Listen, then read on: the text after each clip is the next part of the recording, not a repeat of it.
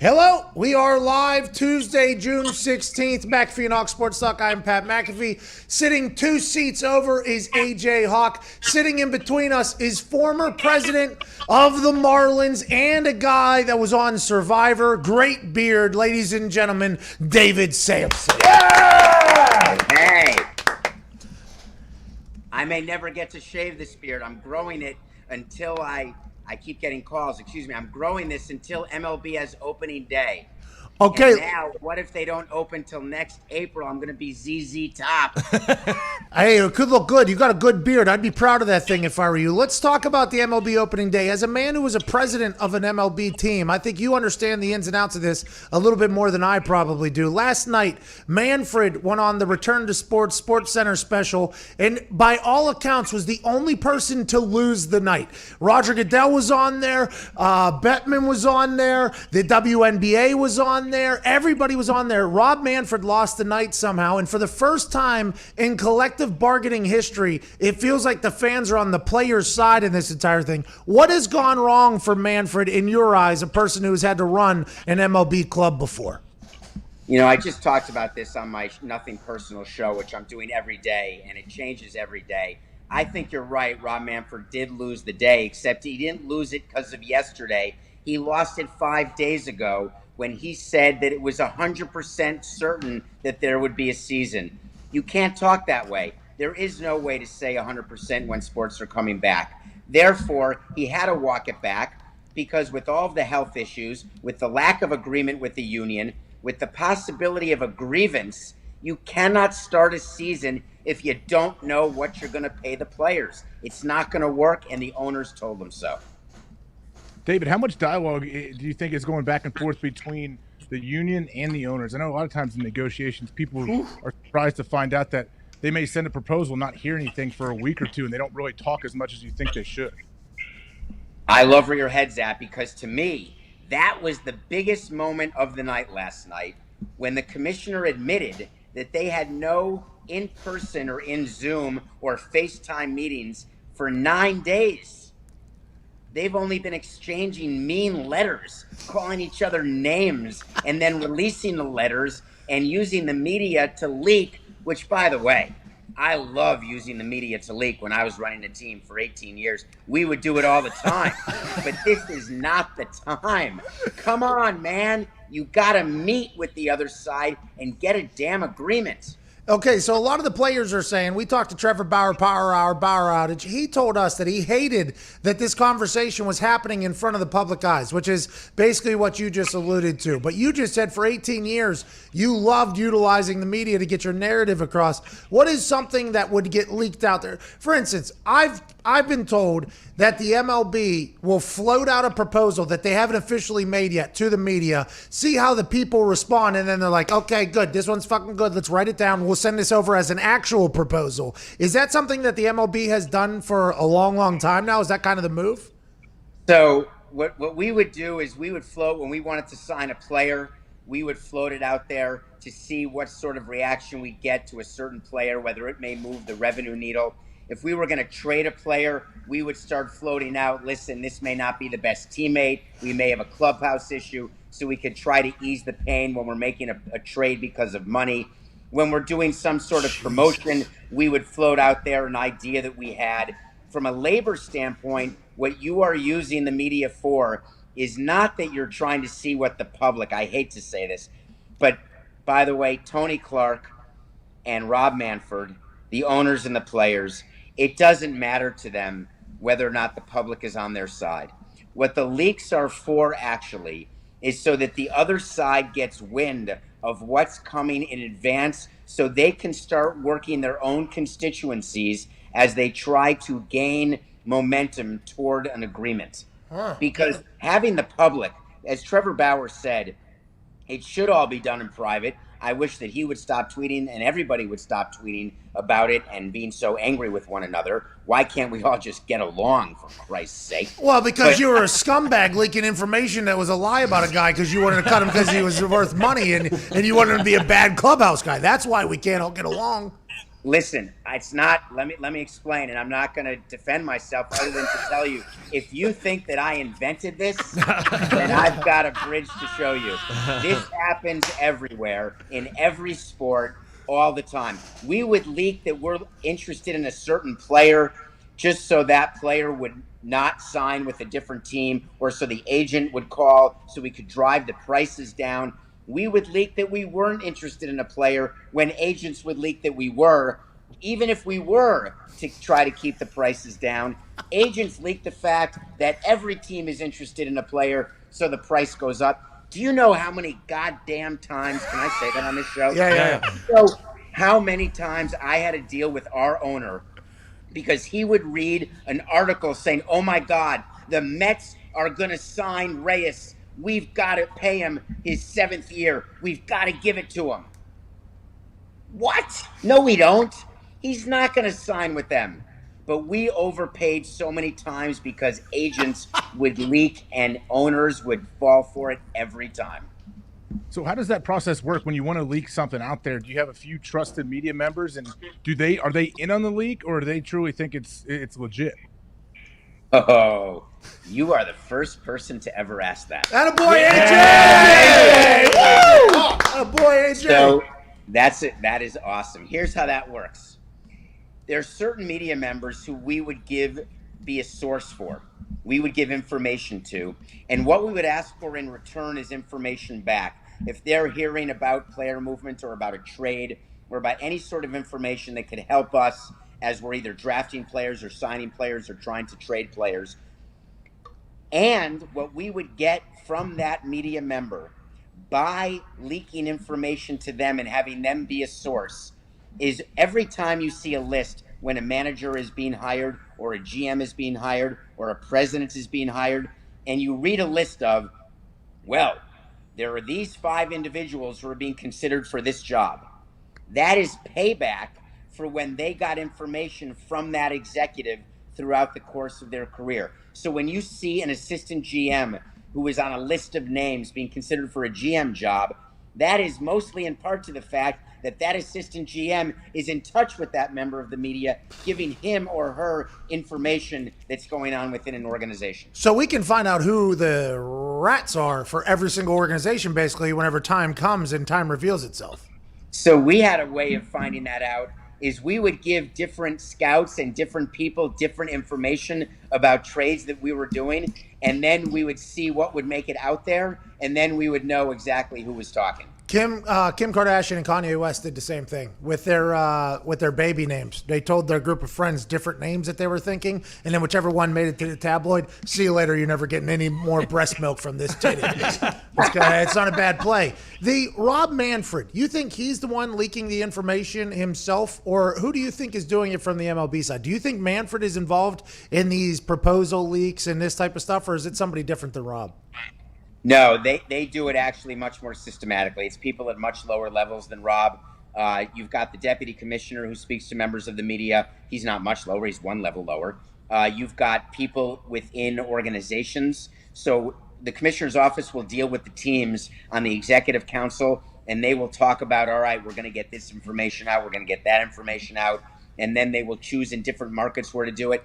Do you think that it's a secret or a surprise when Randy Levine meets the media the way he did today, or when Ken Kendrick talks to the media the way he did in Arizona? None of that is a surprise. Do you think that Trevor Bauer, for 1 minute, do you think Trevor Bauer does this and his union does not like what he's doing? Because if that were the case, he would stop doing it. David, who's handling it better, you think? The owners or the players? Like players, got to be the players. The fans are on a player's side for the first time in history. You agree, AJ? I want the professionals' advice, Pat. Yeah, I think they're all tied for last. I think that both sides are incredibly tone deaf right now. I think that with this global pandemic, with everything that's going on with the social unrest, with the systemic racism that's finally coming to the forefront, that it is unbelievably tone deaf what the players and what the owners and what the commissioner is doing. Unfortunately, there's no other choice because baseball's in a position that the other leagues are not in. They have got to get a labor agreement discussed and agreed to now because they didn't get their season started. But trust me, the NBA, the NHL, and the NFL are going to have their own problems because team revenues have gone into the crapper. Okay, so the thought of the MLB not having a season, in your eyes, you don't think that's going to – you think in the end of the day there's going to be a season. Is that accurate? If I have any chance with anyone for the next year, I sure as hell hope so. Okay, because like I talked to Jeff Passan, obviously. Yeah, with your beard. Yeah, okay. You're talking about That's sex. what I meant. Yeah, you're talking about having sex with somebody. Lost in textlation. I do hope there's going to be a season because there needs to be baseball. Jeff Passan said that, and in my eyes, if you watch Manfred speak, it's almost like Rob is trying to delay as much as possible, and the players are now calling him out on it because the prorated salary, less games, more money. That it seems like that is where this is all hovering around. Where do you think they end up falling on? Since you've actually seen the inside of this and how this could potentially play out, where do you think they land at? Yeah, it's not. So many people are calling this a stall technique, and I just want to be clear that it is not. Here's why. Okay. I've said from the beginning on CBS and on Nothing Personal and even on my Twitter account that without a health agreement and health protocols, the league can't start. The July 4th date was a dream from the beginning. It was never going to happen. And the biggest mistake the commissioner made is having an expectation by the fans that there could be baseball in July where we could pledge allegiance and celebrate Independence Day with opening day. Never going to happen. At best, it's the end of July or August 1st because that's as soon as it can be. So what I'd like to see happen is a realistic schedule given to the players. What I'm hopeful is that the broadcast networks will allow the playoffs to be shown in November. Then we can start August 1st and have more than 50 games and come to an agreement. But if they won't show playoff games in November, then the season has to end at the end of September, and then there can only be 50 or 55 games. It's not a stall. Rob Manfred's not stupid. Owners are not stupid. Players are not stupid. It is too bad that people are taking the narrative that it's a stall, because it's not. Manfred's dumb. He may be a lot of things, but dumb is not one of them. He can't speak publicly. Public speaking is a pretty big deal for being a commissioner, and he stinks at that. I mean, that's so when we were helping him get elected, and we went through the process of moving on from Bud Selig, do you know what percentage of importance it was to owners who were voting on a new commissioner, the ability to be a public speaker? If you had to guess, if you were breaking down the job, what would you say would be the percentage of being able to be public facing? Well, after watching Roger Goodell work for all these years, I would say it should be 95% what we should be looking for is a public speaker. That should have been like number one for us. No, below 5%. It's obvious too, by the way. It is very obvious. That's made a lot of sense. And here's why, though. His job, do you know that Rob Manfred almost wasn't elected commissioner because there were owners who thought he was too soft on the players union? There were owners who felt like Jerry Reinsdorf thought that he was too pro the players and too soft and willing to negotiate. That's the irony of all this right now. David, you said he wasn't dumb, and when you talk about Manfred, but why would you throw out that July 4th date when you know it wasn't going to happen? He's dumb, David. He's dumb. Hold on. When you say he threw out the July 4th date, are you sure that he threw that out? Oh. Absolutely not. I am not at all. I would like you to go source that question and find out for sure who said that July 4th was the date. That was an aspirational, media-driven concept, hopeful that spring training could start now and that there could be games July 4th. So you're saying that we shouldn't be as hard on Rob Manfred as we have been because he said some things that haven't been fantastic. No, I'd like you to be hard on him because I agree that it's been an issue. But what I do believe is that what's happening between players and owners needs to stop, and it needs to stop now. They need to get back to the table and start negotiating a settlement. Okay. Now. You sound like SVP last night. A lot of people are echoing that sentiment. I know you have to get out of here in like a minute. We can't thank you enough for your time. Final question here. I checked your Wikipedia. You hate Derek Jeter, huh? Derek Jeter, you and Derek Jeter just do not get along well. Is that an accurate statement? He absolutely hates me, and I don't know why. Maybe it's because he overpaid by $500 million for his team. Maybe because he thought that he thought I stunk at my job. And after 18 years, maybe he was right. But let me tell you something. He's no better than I was.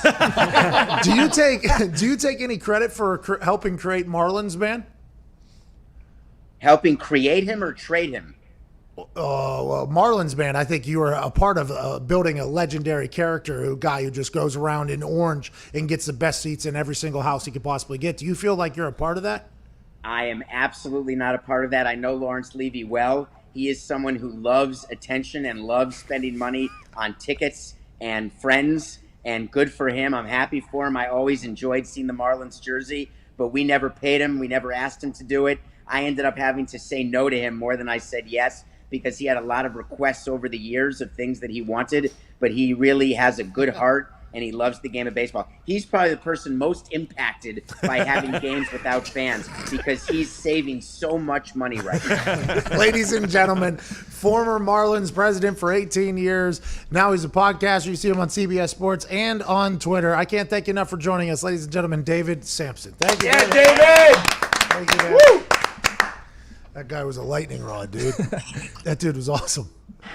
Yeah, he came in hot from the jump. Last night, I was up all night trying to figure this out. Last night was an interesting night for me because I was trying to learn why.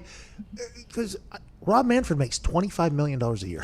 Okay, so I started looking into and then I watched that performance on the Back to Sports, Return to Sports special, and I watched his performance. And I'm like, how is this?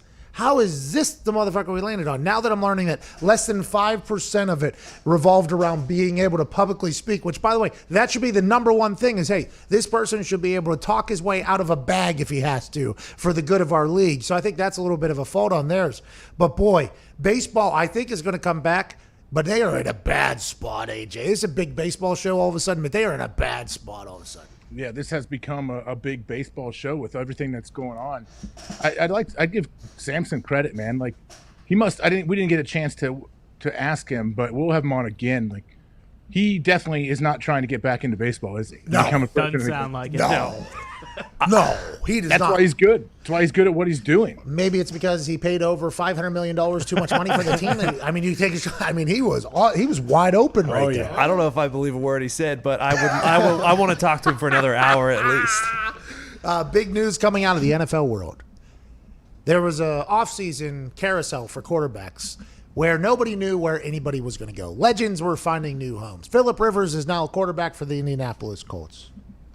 Tom Brady, the man who was the staple for the greatest dynasty in the history of professional sports, was a free agent for the first time ever.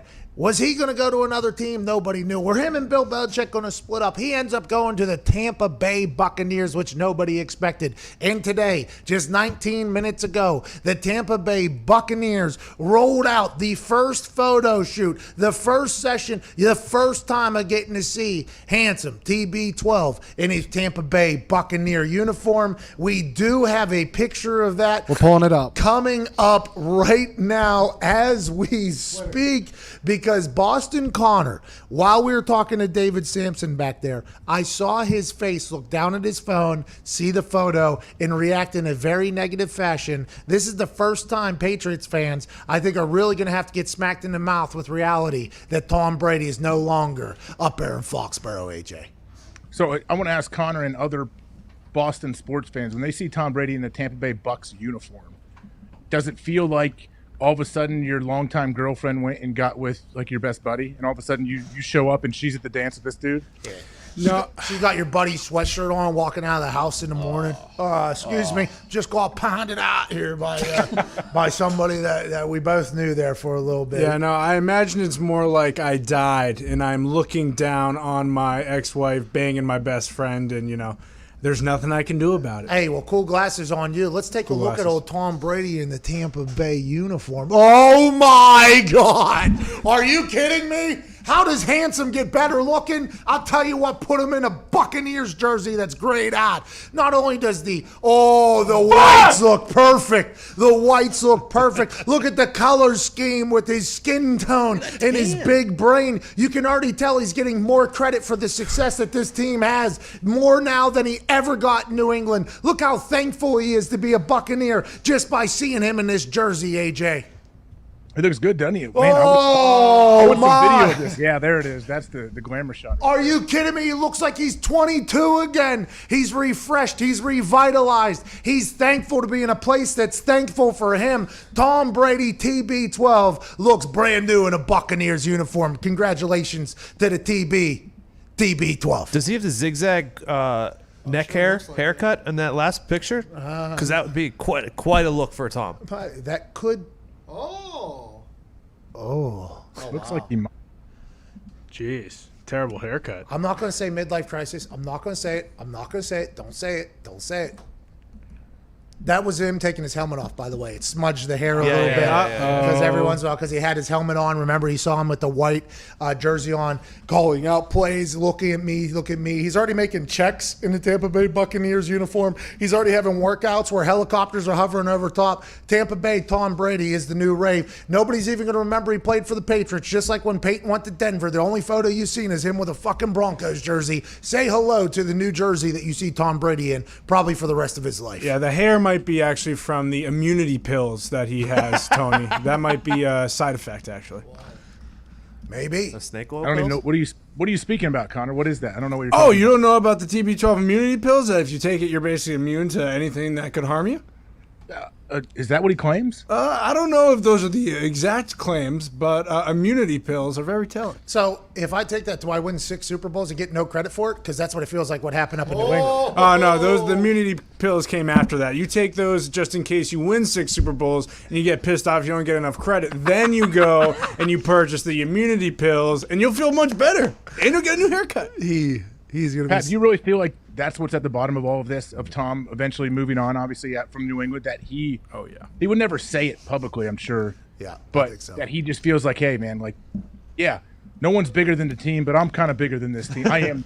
Yeah, I get that the Patriot way is the Patriot way, but I would like to think that I am literally the Patriot way. I take less money. I play better than everybody. I show up to work. I'm invested. I still have the fire and vigor inside of me to be the best player I could possibly be. Yeah, the Patriot way. Why don't we just call it the Tom Brady way at this fucking point? I win 6 Super Bowls, and I still can't say, hey, I'd like that wide receiver on my football team like every other quarterback in history. I think that is what it is. Now, Tom's super professional. He's handled this all very well, talking about how he understood the whole thing and everything. But I think deep down, whenever you start talking to Peyton and obviously the control that Peyton had and the credit that Peyton, and then I assume he also talks to other guys that are up there in that legendary status. I mean, at some point, if you've been doing it for 20 years and you're the greatest of all time and everybody says that, I would assume at some point you'd be like, hey, I would like a little bit of credit here from within my own house. You know what I mean? I'd like a little bit of credit here within my own house. But don't you think he also probably has a little bit like, all right, I've done this in New England for 20 years, been super successful. He feels like he should have more rings than he does have, but he's probably thinking like, all right, sometimes a change of scenery is needed, and I just want to see if I can get this done somewhere else. New challenge. Maybe that is. Maybe he got bored. Maybe he's like, Same hey, with Belichick. Like Belichick has obviously a gigantic, huge new challenge that's probably invigorated him. Like makes him feel like, okay, I have a whole new lease on on life of what I'm doing, how I'm going to attack this thing, because I need to find a way to be successful without Tom. Are they stinking to get Trevor Lawrence? I mean, the players aren't, but I can't see the front office there doing that either. Either. Belichick might catch coach. We don't even know. Josh McDaniels and Belichick might be able to flip Jarrett Stidham into what, another 10 Super Bowls. Yep. Would that be surprising at all if that was to happen at this? If they went to 10 straight Super Bowls with Jarrett Stidham, it would be very surprising because that means they went through Patrick Mahomes and that Chiefs team 10 straight times. But if they had a lot of success with Jarrett Stidham, at this point, I don't think anybody would be surprised. And also, if they absolutely stink with Jarrett Stidham, I don't think anybody would be surprised. But if Tom Brady goes out there and plays bad football for Tampa Bay, it's going to be loud. It is going to be loud about how without Bill Belichick, just couldn't ever get it right, couldn't ever do it. So it's it's an interesting time for both of them, but those jerseys look amazing on Tom Brady. I mean, over the shoulder, smiling because he has a new home, determination, looking forward at the road that he's about to take with the Tampa Bay Buccaneers team. Look at me pointing at my big ass fucking brain. Look at this brain. This brain right here is gonna lead us to the promised land. This brain right here. Look at this brain right here, AJ. Look at this brain. Pat, do you think that Howard Stern interview would have happened if he was still on the New England Patriots? No chance in hell. Do you think the Patriots? Okay, so if Tom goes, let's say he was still in the Patriots and he went and he did the exact same kind of interview with Howard Stern, which he was very open and honest, more than we've ever really seen Tom publicly talk about. Would the Patriots? Do you think he would legit get a call from Bill Belichick or something like, "Hey Tom, too much, way too"? Sorry, you're telling Howard. Have you ever seen the videos from Howard Stern from 20 years ago? Do not go on that show. You ever hear what that guy said? He said, "Don't ever go on that show." I think that's what happened. Is Belichick the one that drummed up all of this stuff for Howard Stern? Because Tom went on the show. By the way, shouldn't laugh at those things. The things that were coming out for those videos are absolutely terrible. But I don't think those interviews would ever happen with the Patriots, and they didn't happen. He wanted to. And Tom said he'd been a fan of Howard's for a long, long time. They wanted to make it work. Yeah, but Tom probably just didn't feel like he could be as open and honest as he wanted to. He said, I wanted to make it good when I finally did come on. He's like, I wanted to be able to speak, without being yelled at like I was a fucking child by the coach and the GM of the team that I played for 20 years and won 6 Super Bowls. He was pandering, okay? He could have asked and Bill would have let him gone on, but he just never asked. That's what I'm talking about right there, though. It's a grown-ass man. Why would he ask? Exactly. That is what the problem is. That is you. By the way, Boston trying to drum up. All he had to do was ask for permission to do it. Yeah. He's fucking 50 years old at this point. He's won 6 Super Bowls. He shouldn't have to ask anybody. It's just like when you're in training camp and I saw Vinatieri's room getting checked at a certain time. I'm like, is this really? You guys are checking Vinatieri's bedtime right now? This guy is 75 years old. He's got kids that we're checking, and that was happening. It's a very interesting world, the professional sports world, but you either buy in or you don't. The Patriot way has been good for a long, long time. Will it still be able to be good whenever they don't underpay the best quarterback in the league, and they now have a whole new set? Well, time will tell, but those new uniforms look damn good, AJ. They look good. What's the over and under on New England this year for wins? I think they're at 9 or 10. Yeah, something in the middle of the pack. I don't think they're 10. I think it's 9.5, 9.5, probably down to 8 now, if I had to guess. Because of how good Tom looks in that uniform? Yeah, exactly.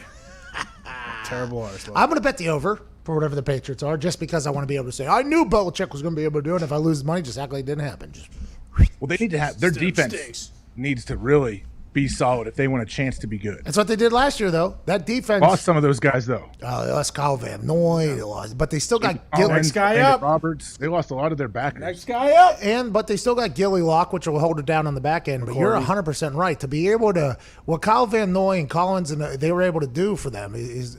But this is why Bill Belichick's Bill Belichick, and we're going to find out. 9.5 for Tampa, 9 for New England. Yeah. What's the better bet there? Over on Tampa or under on New England? Under on New England. Under on New England's a smarter bet, I think, just because they have a rookie quarterback. You have no idea. Well, not a rookie quarterback, first-year quarterback. You have no idea what's going to – that guy could go out and throw 16 interceptions in the first game. That could literally happen. He could have a game like old buddy from the Buffalo Bills. What was his name, that guy? Peterman. Nathan Peterman, what he had 10 passes and 8 interceptions or something at one run there. That could happen with Stidham. You have no idea. Now, will the running game for the New England Patriots be able to carry them like it has in the past? I assume Josh McDaniels will be able to drop something.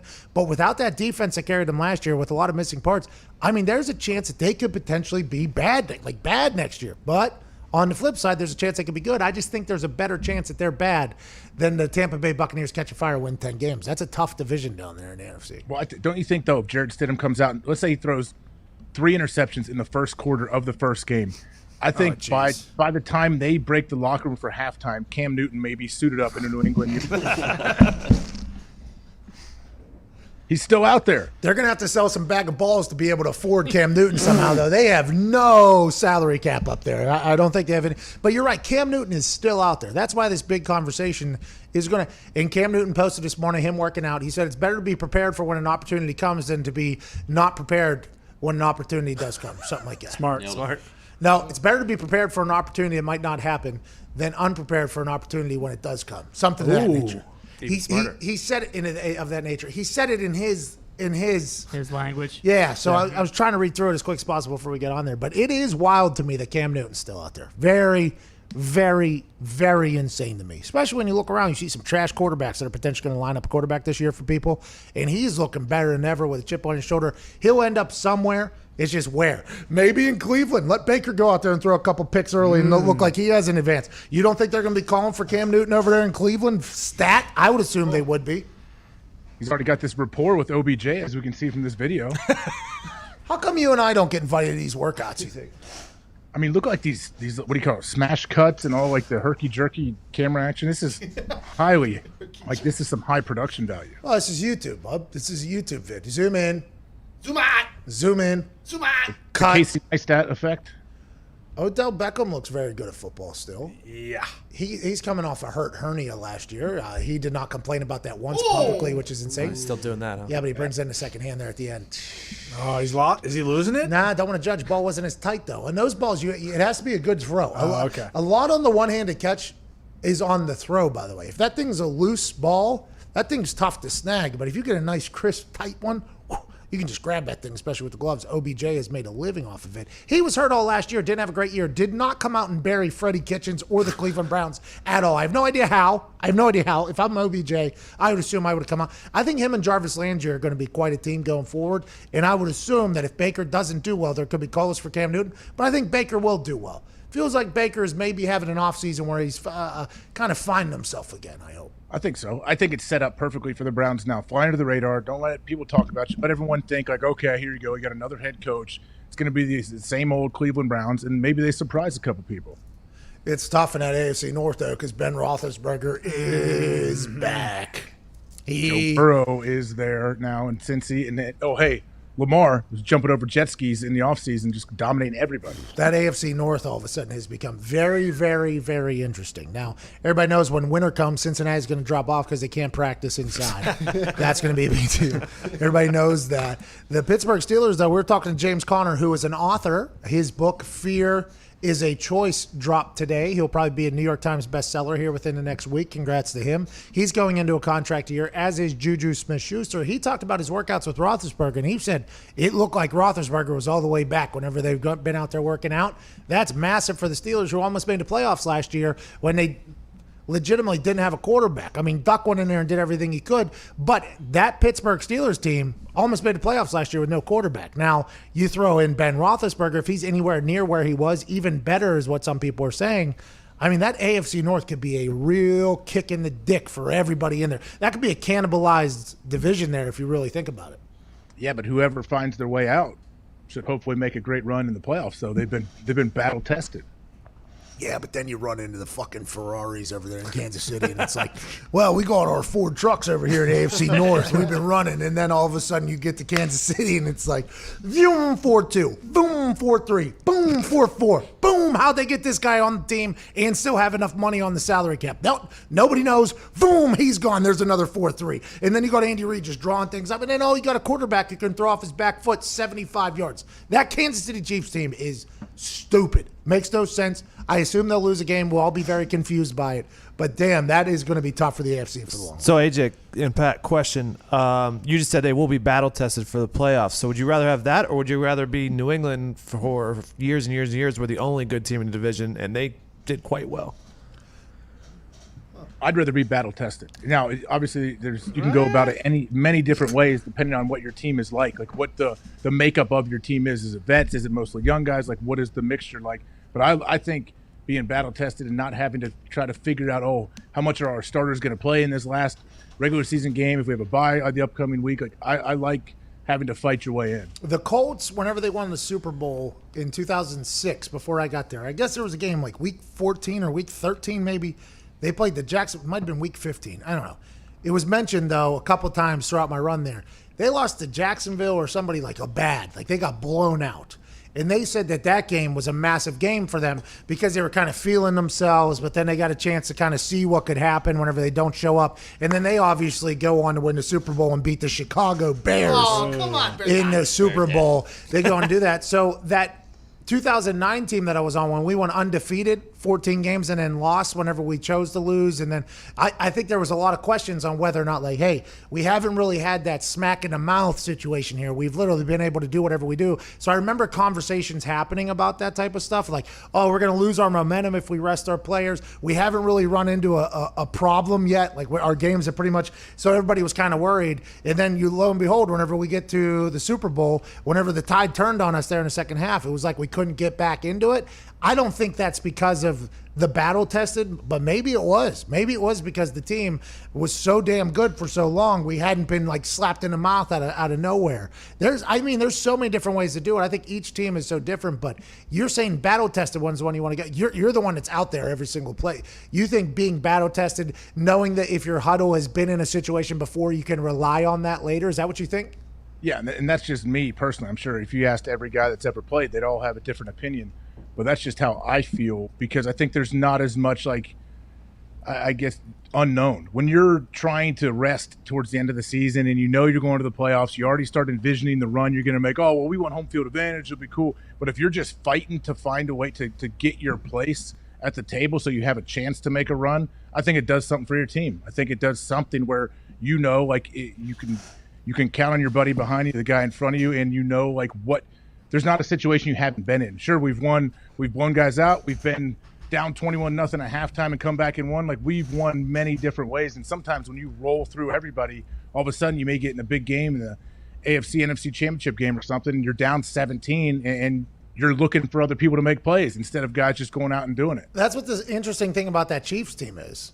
It's like the playoff run, they were down 21. They were down 28 at one point. So in the Super Bowl, when they were down, as a fan, and I assume in their locker room too, in their sideline, they're like, I've been here before. Hey, we have been here literally 2 weeks ago. This is not a big deal. That is a very powerful feeling to have as a team. Like, hey, this is nothing to us. We know it. They know it. The fans know it. That is a powerful thing to rely on whenever you fall into one of those situations. I think teams too. Don't you think players and coaches thrive on being the underdog? On feeling like, hey, nobody gives us the respect that we deserve. It's what Bill Belichick's been drumming up in New England forever. Like, oh, nobody thinks we're good. I'm going to pump up the other team no matter what, and I'm going to create adversity for my team. Basically, that's like what Nick Saban has to do in Alabama. What do you say? It's rat poison if you read the good press about you, something like that. The thing that I like is whenever you're down a bunch and then you come back and win, that celebration afterwards is much larger. I don't know how the Kansas City boys stayed sober enough after those wins. You down 28, you come back, down 21, you come back. I don't know how that celebration doesn't carry into next week. I mean, that's why they're pros, and that's why I wouldn't have been able to handle it. Well, sometimes too, like if you haven't been in that situation, say you're in the playoffs and you know, hey, we win, we move on, we lose, everything comes to a screeching halt. Like, it's an absolutely horrendous feeling. It's terrible losing a playoff game, let alone like NFC championship, AFC championship. But I feel like I don't know, when you've been through that, and the more times you've been through that, it helps your team as a whole. And your coach is like, you build confidence doing that. And it's not just like the unknown. You don't get in the biggest game of your life and be like, okay, whoa, we've never been here before. What do we do now? Should we all just freak out and panic and yell? That's usually what happens to bad teams. So, yeah, not being able to handle adversity is a big deal. So whenever we would go into a bowl game in college, I knew that coming out of that game, all I was going to think about for the entire offseason was how I kicked the ball in that bowl game, right? Then, at the end of the NFL, whenever you're in playoffs, however you performed in that last game is what you're going to think about for the entire offseason. If you're that Green Bay Packers defense that gave up 186 yards rushing before contact, what is the taste in your mouth the entire offseason? That has to be a motivator. That has to be a driving factor, and potentially quite a disappointing taste, because it was a hell of a run by that defense too this year. Hell of a thing, but that is something you have to think about, I assume, moving forward. Yeah, and they played well for big chunks of the season. Their defense really did. They were much improved, I feel like. So to lay an egg on the biggest stage, one game away from the Super Bowl, that sticks with you. And it's like, okay, all of this great work that we did throughout the season almost doesn't feel like it means anything, but it does. You got to find a way to take some positives from that. But you're going to have to watch that NFC Championship game a million times in the offseason. I'm sure they've watched it in their Zoom meetings with their coach. Oh.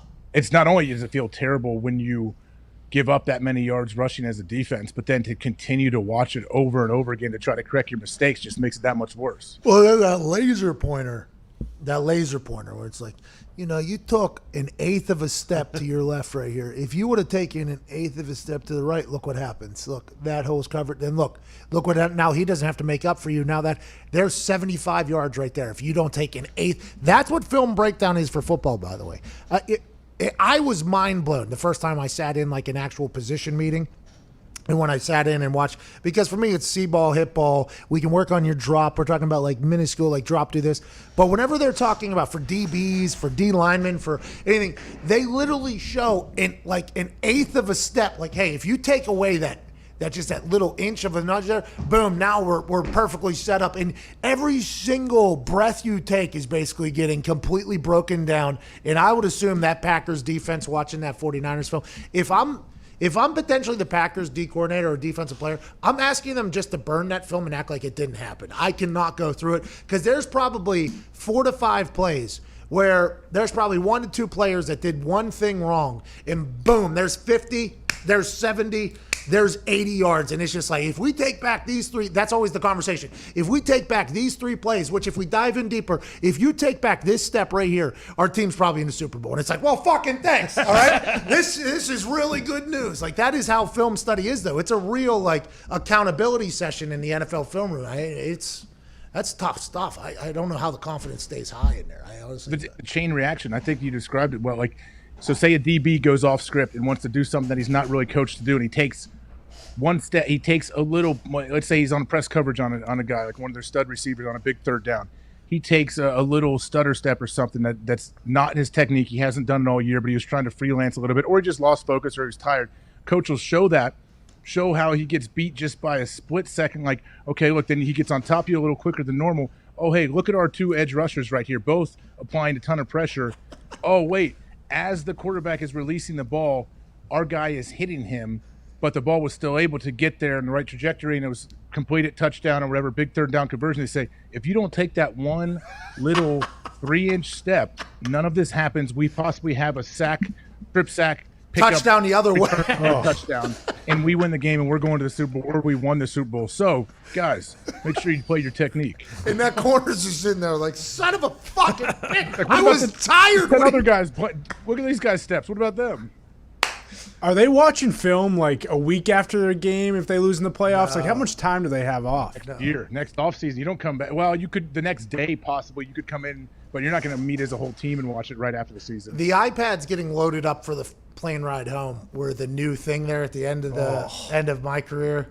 And that was kind of fun to watch because you'd kind of listen to everybody watch film together and you'd hear reactions for people. And then somebody would get summoned to the back of the plane. Like, what the hell were you doing here? But I think after that game, I would assume a lot of guys are just kind of putting their iPads in their bags. Okay, let's go put that away. Zip that up. Let's go put the backpack on.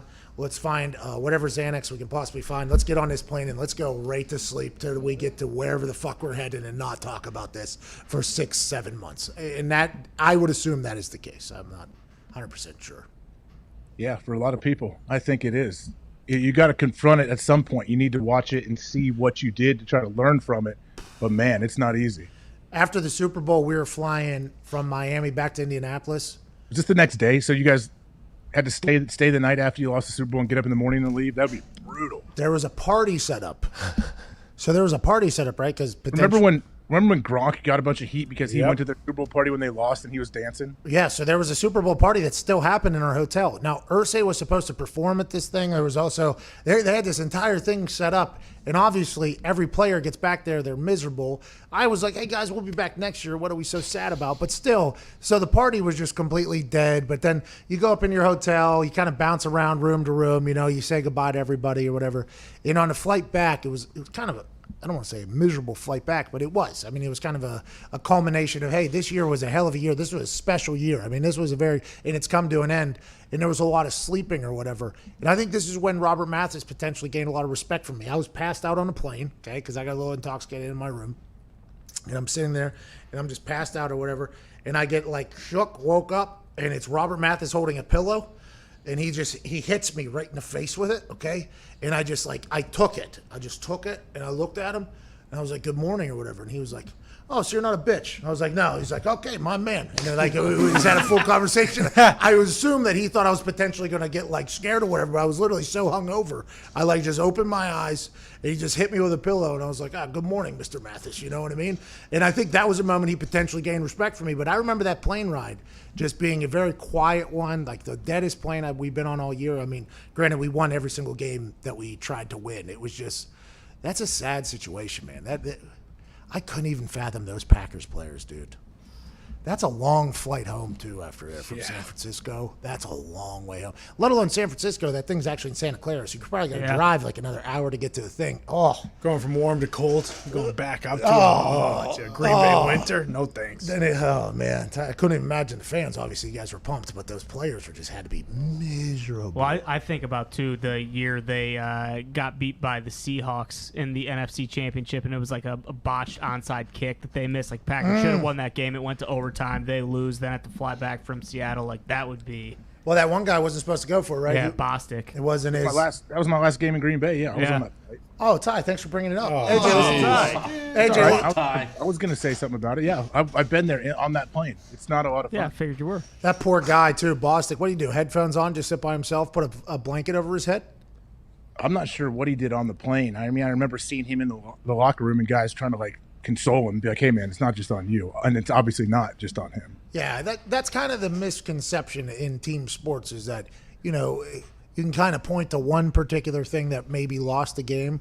But if you're on a team ever, your thought is, yeah, but that isn't anything if we do this at this situation. It's like, that's why team sports are so beautiful. But, boy, there are those moments where, you know, kind of gets pinned on one person. That person feels it, by the way. It's not just the fans that are saying it. That person is also sitting there, oh, my God, this is 100% on me. I feel like a terrible fucking person. And those flights home got to be tough. Let's talk about Brandon Brooks tearing his Achilles for the Philadelphia Eagles. Guard. He was rated the top offensive lineman by Pro Football Focus last year. 3-time Pro Bowler, superstar offensive lineman next to Kelsey there. He tears his Achilles. He's out indefinitely. The Philadelphia Eagles, known to be the luckiest team in the NFL, strike gold once again with losing the best offensive lineman in football, says Pro Football Focus. What a sad situation here during a quarantine month out from camp. This is a wild situation for the Eagles to have to deal with. Yeah, terrible luck for him. I know he tore his other Achilles a couple years ago, too, and came back this past season and had a heck of a year again. But I mean, offensive linemen, especially guards, unless you're like a diehard Philly fan, most people don't know how valuable he truly is to that team. But, man, he is a stud, absolute stud. The communication, everything about it, what he does, like how well he works with Kelsey and the other guys. So whoever steps in, obviously it's a big job, it's big shoes to fill. But, yeah, I feel for the dude. I feel for Brandon and Philly. I mean, the coaching staff, everybody there. You got to figure this out now, how to jumble an offensive line together, bring a replacement in there, whoever's going to step in and take that gig. But you're not going to have the time you normally have to kind of work together and try to build that unit. I think a good move would be put Jalen Hurts there. That's why you bring in Jalen Hurts, right? You just put him at left guard. It's not a bad idea. That's why you draft like that. Maybe. Guy can squat 700 pounds, 800 pounds. Run the fumble Rooski with him. Yeah, it was a little tuck and go there. You know what I mean? That is tough for the Eagles fans. That is a kick in. I mean, it's not as tough as your franchise quarterback retiring 8 days before the season, but a month out losing the best offensive lineman in football is definitely difficult. And I would assume if you talk to Eagles fans, they're like, of course. That's what's next. Carson Wentz is going to throw out his elbow. I mean, this is just the way it goes. But the name of the game in football is health. It really is. You can guess what team's going to be great, like the Buccaneers. We think the Buccaneers are going to be good. Let them lose 2 offensive linemen all of a sudden, and all of a sudden Tom Brady's getting – you have no chance. The health factor of football is so real. It's who's healthiest, who's hottest at the end of the season. That's who's going to make a run. And that's why the Patriots dynasty is so impressive, because you've seen a lot of great teams get injured at the wrong time, and they're gone from the contention because you lose a couple players with your salary cap the way it's set up. That could potentially take out a quarter of your team's investment. You're done for. Philadelphia Eagles lose a massive piece in this whole thing. That's a big deal. Yeah, the Patriots, I guess what's even more impressive about their run of dominance is that every year they're doing it, like their roster looks drastically different from the year before, I feel like. So many different guys have been plugged in there on offense and defense, and they still seem to always be in contention to win it all. It makes no sense, dude.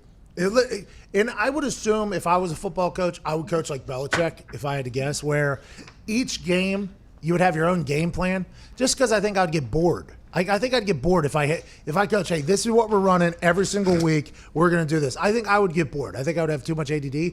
But the fact that he figures out, and it's not just him. Obviously, it's his staff and Ernie, his kid, and the big guy upstairs, Ernie, and probably the bigger guy that's upstairs, or a woman. I'm going to be sexist. I don't know. I don't know who's doing the things. But whenever they piece together the roster that they have, who they're playing against, and then they change the game plan week in and week out, that is something that I think we should see more teams do, and I'm surprised more teams don't do. But that is why the Belichick team is always potentially going to be good, because he says we play to our strengths, and then we take advantage of their weaknesses every single week. It doesn't matter who we have. It doesn't matter what they have going on. That is what we're going to take advantage. It's art of war. It's art of war, and that is what Bill Belichick has done thoroughly throughout his entire run. It's even as short as quarter to quarter. Like if one guy's having a good game, then he'll just mix it up. In the second quarter, he'll just, okay, whatever we did in the first, completely gone. Let's do this now. And that's why you're seeing ghosts if you're Sam Darnold, because you're like, okay, I figured out this fucking defense finally. Yeah. And then I'm in the second quarter. Okay, I figured it out all in first quarter. And then it's like, wait a minute, this is an entirely different. This isn't how do you guys have 5 game plans for each game? How does it happen? It doesn't make any sense. That's why you can't count out the Patriots. But boy, if Stidham gets a little bit of throw to the other team, Nathan Peterman disease could be tough. You know what isn't tough for me anymore? No, I don't. Finding shorts that I can wear anywhere and that are comfortable, because I got these big old thighs. You see these big old thighs? I got these big old thighs. Big old thighs. This one made a lot of money. This one didn't do a damn thing. But this one, big old thigh. Big old thigh. And that's because our friends at Bird Dog. Yeah! Bird Dogs are gym shorts with a built-in silky soft inner liner that makes underwear obsolete. What? Wow. Huh. Obsolete. Wow. Zito, spell what boxers and underwear are now because of Bird Dogs obsolete. Spell obsolete. Yep. Obsolete. Couldn't even say it. Bingo. Well done. They also make the best pants that we've ever worn as well. Whenever you put a Bird Dogs on, Bird Dog shorts or Bird Dog pants, it feels as if they have the most comfortable product, most comfortable linen, and it's just giving your legs and grundle a hug, just like this. You see, it's like here's the Bird Dog shorts and pants. Then here's your leg, and then they just come together as a big hug and say, hey, let me go ahead and make your thighs comfortable. And you can wear these shorts in a pool. You can wear these shorts in a workout. You can wear them at a business meeting. You can wear them to golf. You can wear Bird Dogs everywhere. They are all-terrain shorts that feel better than you've ever felt shorts feel before. Go to birddogs.com and enter promo code SPORTSTALK, and they'll throw in, Oh, no. I'm afraid I've got some bad news for you. Oh, no. We've been running this ad now for a few weeks. 3 weeks, I think. 3 weeks we've been running this. And we've said, if you go to birddogs.com and enter the promo code SPORTSTALK, they'll throw in a free pair of nunchucks. Okay? What? Oh, yeah. That's what we've been saying for 3 weeks. Well, we bought too many fucking Bird Dogs. They are out of nunchucks. Get out of town. They are completely out of nunchucks, okay? So if you've been waiting to get the most comfortable pair of shorts that you've ever felt in your entire life, ones that have an inner lining that makes your legs feel so damn good, so you can get rid of boxers, you can get rid of all the BS, and you can just be a great feeling man with shorts on, and you've been waiting to do this, and you thought, you know what, those nunchucks, that'll just come around No, the nunchucks sold out, okay? Everybody knows that these Bird Dogs are so damn impressive. They went to birddogs.com, they typed in Sports Talk in the promo code, got a free pair of nunchucks. They're out now, okay? And they had thousands and thousands of nunchucks, but now we're currently in a part of life and time where nunchucks are a little bit difficult to get, I assume. Yeah. Oh, yeah. They'll be back. They will be back. But Bird Dog said since we sold out of nunchucks and since we're out of nunchucks, what we'll add instead is a Bird Dogs mask so you can stay safe whenever you're out in public. And the Bird Dogs mask, just like the shorts, is the most comfortable mask that you ever put on your entire face. So go to birddogs.com, enter promo code SPORTSTALK, and they'll throw in a free Bird Dogs mask. Yes, you heard that right. A free Bird Dogs mask. That's birddogs.com, promo code SPORTSTALK, and boom, free mask with your pair of Bird Dogs. Be safe, be comfortable. Get you some Bird Dogs. Have you seen this Bird Bird dogs are very, very, very, very, very comfortable. Awesome. Oh yeah. And the fact, it's Bird Dog Tuesday right back there with Connor. Yeah, mix it up. He's got tiny little legs and they make his Bird legs Dog look good. Tuesday. Yeah, Bird Dog. He still has yet to get him in the camera. Still has yet to get him in. Bird dogs! Bird dogs! Check it out! Bird dogs! Have you Check ever, out my bird dogs! have you ever seen a 7-inch vertical on display? There it was. Have you seen this waiver that SMU sent out to all their players? I was just going to ask you. I'd like to see the waiver. Okay, I think we have a picture of it. Do we have a picture of it? No, we do not have a picture of it. Zoom in on this bad boy right here. So this one right here. Zoom in on this. This is the waiver that SMU sent to all of their student athletes, okay? Look at this thing. They got to read through all that, initial it, sign it, the whole thing, basically stating, I understand that I could get COVID-19 if I work out around other people, and I am freeing SMU of any blame if I acquire the COVID-19. It is a 2-pager here. This is it. Wait, nope, that's not it. Nope, this is it right here. This is all it is right here. Pretty thorough, pretty in-depth, and I would assume that just like we started seeing on the back of tickets, and whenever you purchase tickets online, this is going to be the new normal for everybody. Hey, if you want to go in public, you want to eat food, there's a chance that you are going to end up with COVID-19, and we don't want you to fucking sue us for it. SMU's getting in front of it. Ohio State was doing the waivers. Now ticketing companies are starting to do it. This is what the new normal is going to be. And to be honest, it is pretty thorough. I mean, you got to initial this thing 1, 2, 3, 4, 5, 6, 7 times. You got to put your name on there 1, 2, 3 times, sign it twice. I mean, it's a pretty thorough document here, basically saying, hey, I might get COVID-19, but I ain't going to take down SMU for it. Well, I assume this is normal for every school and every NFL team that goes back to work and whatever sport may be, even at whatever job you may go back into the office. If you're not back there yet, yeah. You're going to have to do this. I would imagine every corporation is going to protect themselves. It's like some teams that make you sign a waiver about Toradol. Like if you're going to get a Toradol shot before games or whatever, sign this waiver to say you're not going to sue us 20 years down the road. I didn't have to sign that, but I would have, left-handed and right-handed. Can left-handed me get another Toradol shot and right-handed me get another? Can I sign twice for this thing? It was. I can't believe. Do you think they tell these players like, hey, take this, read it over, like with your parents or someone you trust or a lawyer? Do you think they're telling kids that? Dude, I cannot believe you played an entire career, Super Bowl champion career, and didn't take Toradol. I didn't know that was possible. I had no idea that was possible in the NFL for a guy to become a veteran and not take Toradol. If you play in Green Bay, man, they don't give them. And Cincinnati probably doesn't have enough money to have them, right? I mean, They had them. Did you take it? No, I didn't. I never got one. Why? Why would you not? I thought about it a few times. I definitely did. When I rolled an ankle really bad or bad bone bruise on my knee or something, I wanted to. I just never did. I don't know. That's so impressive to me. Because as soon as I was offered it, I tried it, and I was like, well, don't think I'm ever going to play a game without this again. And that was early. That was like year 3 or whatever.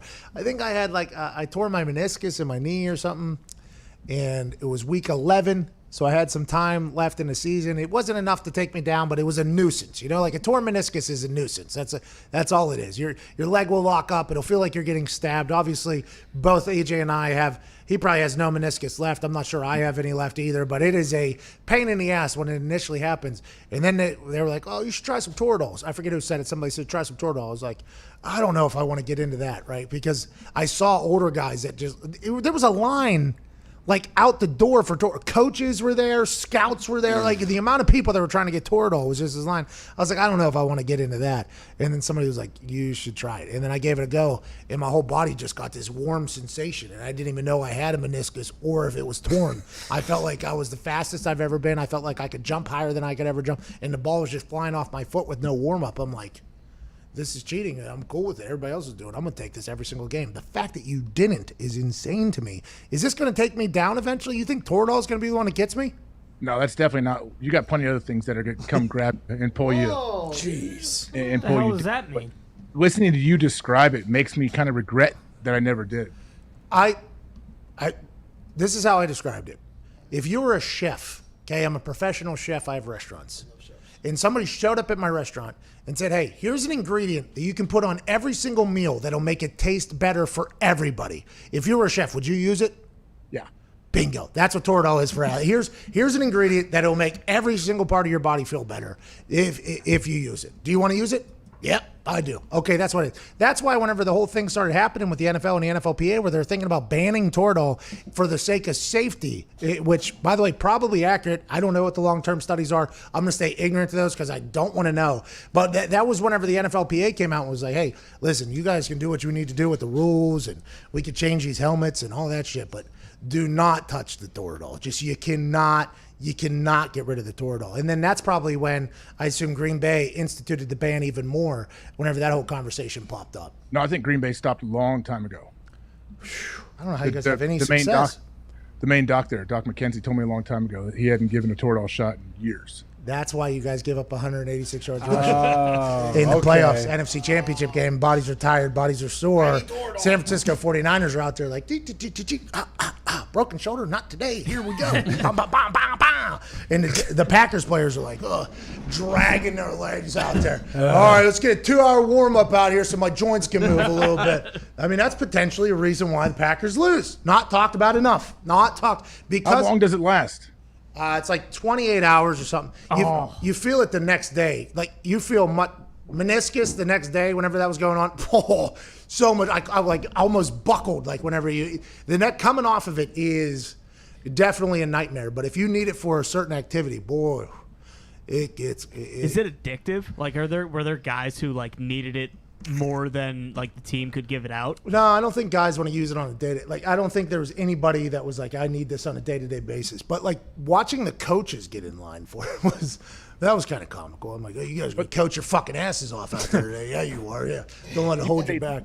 Addictive or not, but they're not going to give it out for practice, I would imagine. But there's definitely guys that once they start getting it, they're not going to play a game without it. Yeah, bingo. I was one of them. Because there was a couple of years where I was probably my most healthy I'd ever been, like talking about off-season nutrition and working out and feeling good. And then it came to game day, and I might have had, maybe something up or whatever, and I was like, I am definitely getting a Toradol. Like, I am 1,000,000% going to get a Toradol right now. And they're like, well, you don't need it, Pat. I'm like, who says who? Says, well, I'm a medical professional. I'm like, well, I'm gonna bend over. I just want you to shoot right in my ass right now. Let's get this thing started. It was next level. And I don't want to sound like I'm promoting a drug too much, but if you get an opportunity to get the Toradol and you're in a situation where you need it,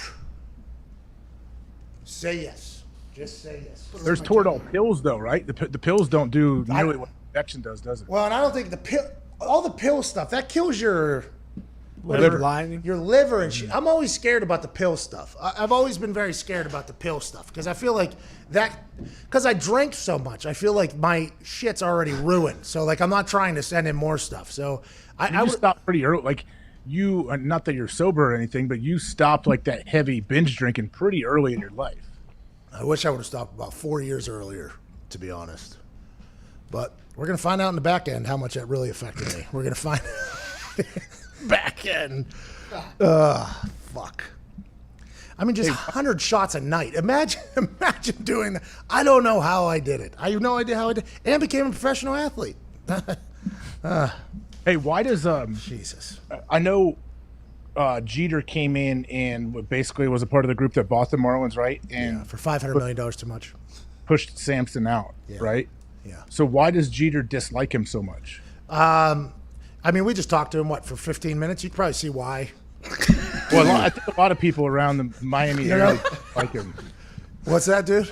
A lot of people around Miami do not like what he did to the team. Yeah, I saw a lot of tweets. I saw a lot of tweets in response to his tweets, which is why I wanted to talk to him even more, by the way. Just because I think he does not care if anybody likes him. And that's probably something, if you're coming in to buy a team, the person that running it, like, I'm going to pick somebody that would at least want me to enjoy what they're doing if they're going to run the team that I just bought. I don't think Samson gives a single fuck about anybody's opinion at all. At all. And I love it. I absolutely love it. But I'm not going to have him be a president of a team that I run because it's like, I would like you to care a little bit about what the public thinks or what I think, or maybe not just completely sabotage a guy's career because we don't want to pay him. I mean, the things he was saying to us, you could see why Jeter potentially doesn't like the guy. I mean, it was. But I want to talk to that guy right now. I want to talk to him again. He's a scumbag and he knows it. It's kind of refreshing. I did call him a scumbag to his face whenever he was talking. I mean, it's not normal. You call somebody a scumbag right to their face, and they're like, He laughed. yeah, you think I invented that? Also, his stepdad is Jeffrey Loria, who is one of the most hated owners of all time. His stepdad or father-in-law? Father-in-law, I believe. Not stepdad. You're Is right. it stepdad? Yeah. Oh. Yeah, I guess he's got a couple RICO charges against him. That guy does. Yeah, I mean, Samson's our guy for sure. But boy, you could see how people would potentially not like him. Did anything come of that? I read a little bit about that, like the RICO charges. Did they I don't just think so. charge it, or they acquitted? What happened? I think there was a settlement, possibly, as with the Expos when he sold the Expos. And Samson also has that going against him. Like nobody likes like legacies coming up and trying to run the team and do like when your stepdad has all this cash and has a bunch of power. Like you're already fighting an uphill battle if you're his kid or his stepkid. Yeah.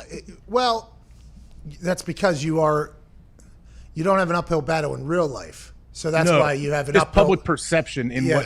if you have a public job, especially. Very easy to hate somebody that has been given, in a lot of people's eyes, a head start in life. Which, by the way, a lot going on in the world that we're in currently is because of the head start that different people have on life. But whenever you're at that level, it's like, you know what? And especially if you just own the fact that you're a savage and don't care. I mean, and that David Samson, I enjoyed it. I loved the conversation with the guy.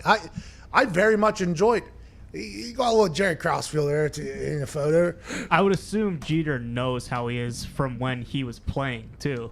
You know, like if he's that open about doing that stuff with players, like I'm sure Jeter knew that when he was a player. Like I would like that guy to talk baseball more, by the way. I would like David Samson to potentially get a little bit more spotlight, just so I can hear what the fuck comes out of that guy's mouth. I feel like he has stories, and he's ready to tell them. Ready to go. Jet Passon's next book. Maybe he does it on, Big Dave Samson. Should have asked him how he feels about jet passing. That's a missed opportunity.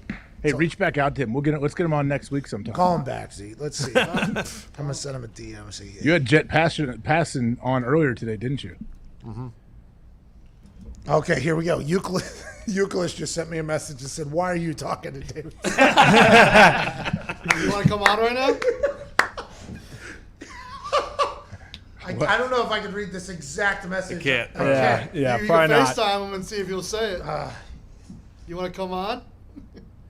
He seemed I called him a scumbag. I called him a scumbag, Uke.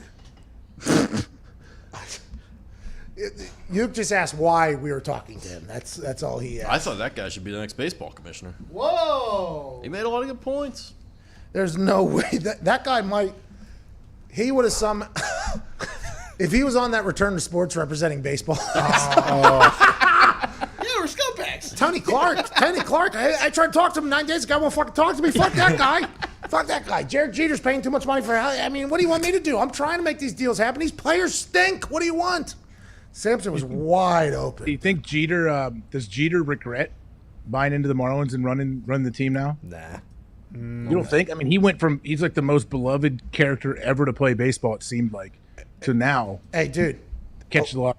There's a lot of people talking. I just checked Twitter for the first time. Shout out Nick posted these. There's a lot of media people tweeting about what he said about how the media is manipulated for these things. David Samson just came on our show, caused a shitstorm, and got out. And I think that's exactly how he likes it. I think arrive, let me cause some chaos, and then let me get the hell out of here. Little Samson shuffle. I didn't see what video. Did you put me calling him a scumbag in this video? I don't know if it's in there or not. Nick, we have to show that we are on the side against this son of a bitch. This is probably why I'm getting messages from you. Yeah. It's a long video, so it might be in there. Might be in there. Whenever he said it, I tried to give it. So yesterday I was talking to Rick Bucher on the show, and Rick Bucher said some things that I wanted to interrupt and be like, well, that's just not the fucking right way to say what you just said there. Right? I'm in an interesting spot. Like what? Give an example though. Like I don't know. It was like just the tone. It was the way things. I don't know. It felt. Rick Bucher gave us a great interview, a good conversation. I learned a lot about it, but there was a couple things he said with tone where I was like, it doesn't feel like that's the right way to say what you say. And I don't know what the proper move is because I want to be, as a host, I want to give somebody a chance to say and speak. I don't like cutting people off when they're talking, giving an answer on the show. I like them to do what they got to do. And I like people to think that they've enjoyed their time on the show and they were giving a fair time. But there's sometimes when people say something where I'm like, well, like for instance, when Samson said, there were some players that we floated out things that they were bad in the locker room because we didn't want to pay them or whatever. I did my first thing I did was I just want people to know that me and AJ, the opinions of guests do not reflect that of the host. And I think that can sometimes get a little bit construed on the internet. There's just things I'd like to state this. Good news. At a minute 30, you do call him a scumbag. So that's Hey, boy. Check that from the fucking minutes. I like that. AJ, I got to go poop, to be honest with you. Been a good show, though. Yeah, it has. It kind of revolves around your grumpy schedule. I have an active bladder, and I don't know if it's healthy or not. I've seen some commercials on the internet telling me that it's not healthy how active my bladder is, but then I see some scientists that say that it is healthy. So I'm just going to keep on shitting until I die. If you're not shitting blood, you're good. Your bladder? Or Even if you are, it's still all right. I do look at my poop. I do not poop blood, but the other day, I do it all the time. my entire butthole almost fell out. It was a real problem. I thought I had to get in the toilet and dig it out. Honestly, that's what I felt like. I had to do a walk like this because it was a bad day. Are you on a big new nutrition kick? Is that why? It was pineapple. I got into this fruit kick because I was going to be healthy, and I was like, I'll eat fruit. I'll be super healthy. Then 3 a.m. I get woken up on my stomach just being like, why are we healthy? And then I just sat on the toilet for probably the next, 9 of the next 12 hours. And turns out the butthole couldn't hold in anymore. It just kind of gave up. So I had quite a 72 hours, but we're back at it. And now just standard poops are happening now. This is a big poop show. Big poop. Love pooping. I'm sure Samson will be happy that he put his name on this and came on the Big Poop Show. I mean, I'm watching this video down here. It's just kind of playing. He looks so spectacular with that beard, the suit. He's got a sport coat on, and then the things that he's saying is just stirring the pot right there. Oh, what a life! I love that it didn't take any butter. You didn't have to butter him up. You didn't have to warm up. He came out from the jump ready. We should talk to that guy again. People aren't going to be happy. People are not going to be happy that we're talking to him again. And I think that's how we're going to lead off. Be a weekly staple. I think I'm going to lead off with David. I'm going to let you know a lot of people not happy we're having you on the show again, but I cannot wait to hear what you have to say. I cannot wait. Survivor never even came up either. Yeah, he was on Survivor. Was it like a celebrity Survivor? Who else was on the show with him? He was the first one off. Johanna. The tribe spoke quick. Get him the fuck out. Joanna? Who's Joanna? Joanna, man. Hey, great movie. Good film. All right, I'm out of here. See you. Good show, AJ. AJ, good show. Yeah, you too. AJ, you did really good today. AJ, good work today. Are you gonna take a dump? Yeah, I'm gonna go poop. Because you drink all that weird tea. AJ used to tackle quarterbacks, and he's a Rust Belt kind of guy. That's the punter of the decade for the 2010s, kicking Pierce missiles to the sky. It's McAfee and Hawk. It's McAfee and Hawk Sports Talk. It's McAfee and Hawk. Oh, you're done.